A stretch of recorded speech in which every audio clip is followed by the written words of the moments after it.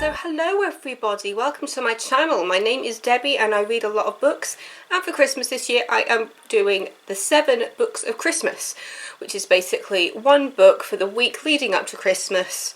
Not all of them are Christmas themed, to be honest. Only one of them is Christmas themed this year, whereas last year I don't think I had any Christmas books in my, I think I called it Book Reviewmas, which was basically a book for nearly all of December leading up to Christmas.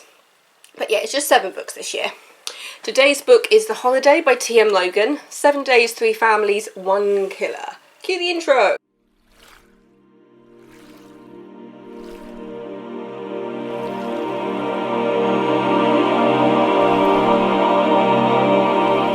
So let's get straight in with that blurb. It was supposed to be the perfect holiday. Dreamed up by Kate, the ideal way to turn 40. 4 best friends and their husbands and children in a luxurious villa under the blazing sunshine of Provence. But there is trouble in paradise. Kate suspects that her husband is having an affair, and that the other woman is one of her best friends. One of these women is willing to sacrifice years of friendship and destroy her family. But which one?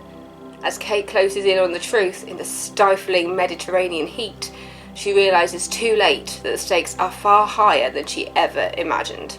Because someone in the villa is prepared to kill to keep their secret hidden. Doesn't that sound like a page turner? So it's 400 pages, so this is slightly longer than some of the other books I've talked about on here. And it's in crime and thriller and psychological fiction. This was a good one. I really enjoyed it. This is a book where you can literally trust nobody. It was just so good. It was proper twisty-turny, and I was definitely kept guessing till like the last chapter, because it just doesn't go where you expect it to go. Because, you know, Kate suspects that her husband's having an affair with one of her friends. She keeps kind of noticing messages on her husband's phone. I mean, there's one point in the book that's very memorable for me, which is a point when she's really keeping an eye on her husband's phone. She's convinced that her friend and her husband are having an affair, to the point where she actually texts her friend from her husband's phone to arrange a meeting. In Kate's mind, that's proof of the affair. But when the husband realises there's been a text from his phone to arrange a meeting, he actually jumps into the pool with his phone on him. Because there's a secret, but it's not the secret that Kate thinks it is, which is what throws it off completely. I think that's basically giving you a spoiler with the fact that she thinks he's having an affair. He's not having an affair, but the secret is a lot bigger than that. But yeah, it's proper twisty-turny. It's not just of Kate, it's of all of her friends and their families and their children. It's just all the secrets. All the secrets of these 3 different families. It was just, you've got so many secrets packed into these 3 families between the parents and the children. Kate's basically using the holiday to dig into her theory that her friend is having an affair with him.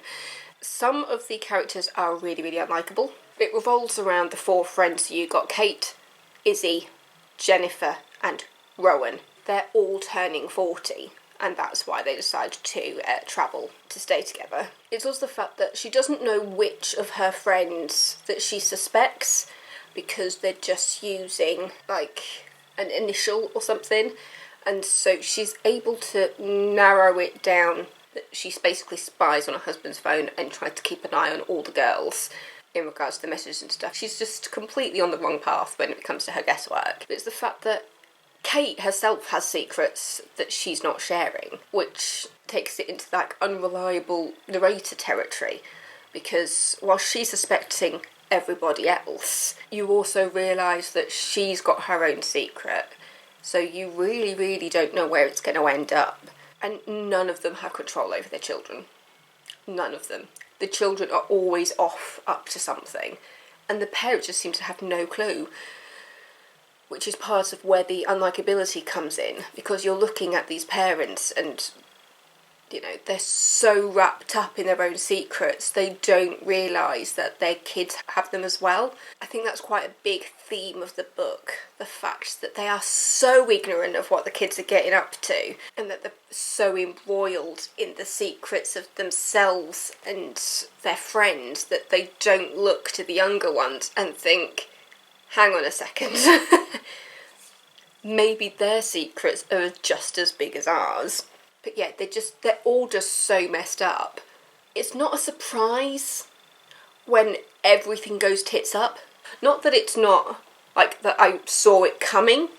It's just that as you read it, you're just thinking, they had it coming. As you read through it and you see how messed up the families are, and how much they're not paying attention to the kids, and how messed up the kids actually are, when everything comes out, even though it's a surprise, at the same time you're just thinking, these characters had it coming from the very, very beginning.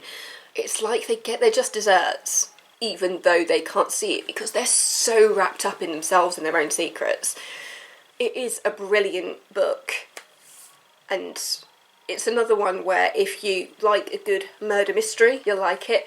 The murder mystery side of it, it's a bit more subtle. I remember as I was reading it thinking, who's gonna die? And so when that part of the story comes out, the person who dies isn't the person you expect to die, and a lot of the secrets are wrapped up in the children.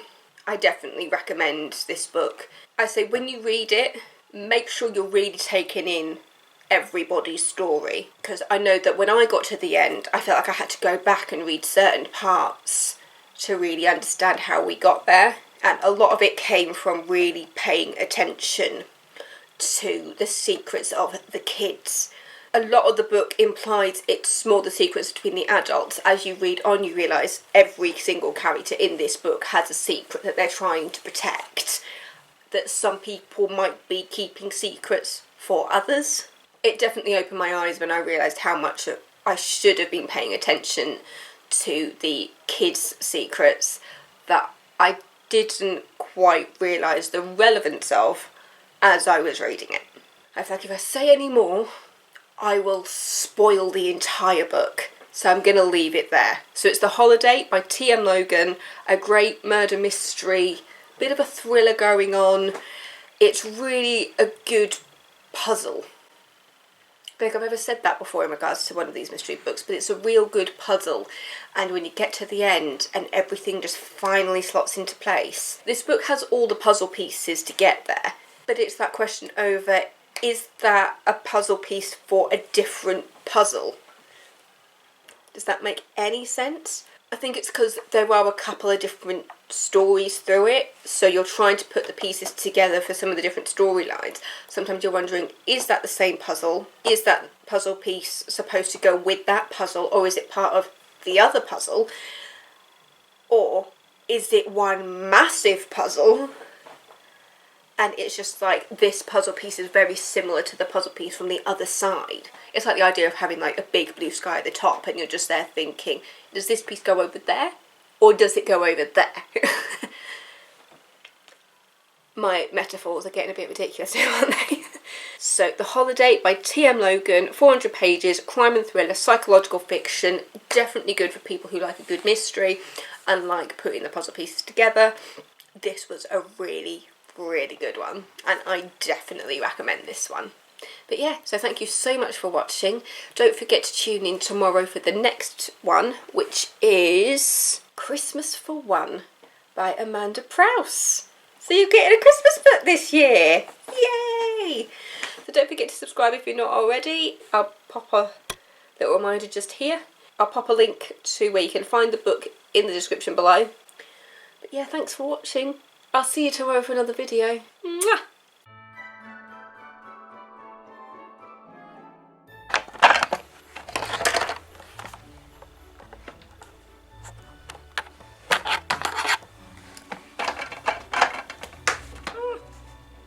Oh, look how blue my eyes are looking today.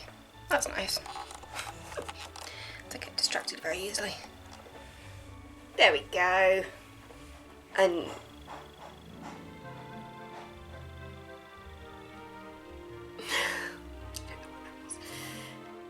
I can hear. California by the Eagles downstairs. I love that song. The messed upness. That's messed upness. I'll go with that. They had it humming. So thanks for watching. Don't forget to